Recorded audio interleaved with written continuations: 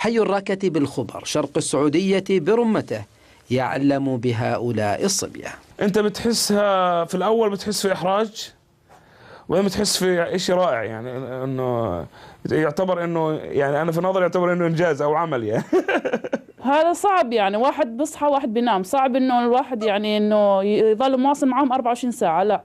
غير وردية بيني وبين عمتي الله يخليها يا رب ويوفقها، هي بتاخذ عني 4 ساعات أنا برتاح فيهم، بعدين نفسك يعني دورية بيني وبينها. يعني أنا بجيها الصباح مرات هو ما يجيبني الحج، بجيها العصر بتنام لها ساعتين وجوزها بساعدها شوية، هيك وهيك ونمشي لما الله يفرجها عليهم. 5 هذول مش بسيطة تربيتهم، عرفت لي كيف؟ 24 مداومين عليهم 24 ساعة، فكانوا يعني من فضل الله انهم خير علينا. والله صراحة أنا لا ما أعرف ولا واحد. أنا بس بعرفهم بالأسماء، بس شكليا ما بعرفهم أنا، يعني شوي صعبة يعني.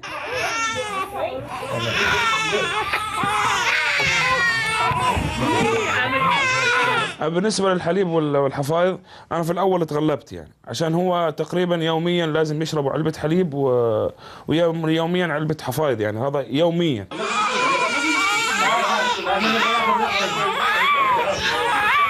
باخذ واحد يعني، باخذ واحد بغير له هذا، بعدين زي ما انت شايف يعني بكوفله، يعني بعدين بنزل برطلعه فوق على الكرسي، بعدين بنزل الثاني، نفس الشيء هيك. كطبيخ كأمور البيت هذه الآن تعتبر زيرو يعني. في الوقت الحالي الآن ما في زيارات، ما بطلع أنا وزوجتي يعني إلا ما ندر في الوقت الحالي. هي مرة واحدة بس اللي طلعنا فيهم 5، وبعديها أنا قلت لزوجتي ما راح أطلع. 3 يشبهون بعضهم، اللي هي هذه جوري، كنان، روز، هذول يشبهون بعضهم، وعبد الملك وجود زي بعض. بالنسبة للحمام لا، برضو واحد صعب كمان، يعني بقعد تقريبا 1.5 ساعة بالحمام، كل واحد بياخذ ثلث ساعة حمام. يعرفونك هم، بيحسون فيك؟ لما انادي على اسمائهم بحسوا، يعني لما اقول عبد الملك بسكت، لو هو بصيح يعني بسكت، يا جوري يا كنان بسكتوا، يعني بيسمعوا، عارفين يعني اسمائهم يعني.